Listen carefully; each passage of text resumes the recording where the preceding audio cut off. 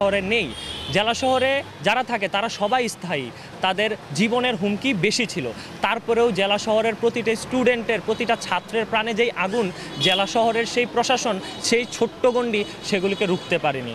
আমরা দেখেছি জেলা শহরগুলোতে যত পরিমাণ নির্যাতন হয়েছে সেগুলোর চিহ্ন কিংবা সেগুলোর প্রকাশ মিডিয়াতে তেমনভাবে হয়নি, কিন্তু তবুও এই শিক্ষার্থীরা রাস্তায় নামা থেকে তাদেরকে কেউ আটকাতে পারেনি। তা আমি ৩ তারিখের আন্দোলনে ঢাকা থেকে কুমিল্লায় এসেছি শুধুমাত্র আমার সহপাঠী কিংবা আমার ছোট ভাই, বড় ভাই সবার মনে একটা উৎসাহ জাগাতে, কিন্তু উৎসাহ জাগাতে এসে দেখি তাদের উৎসাহ, তাদের সাহস আমার থেকে প্রচুর বেশি।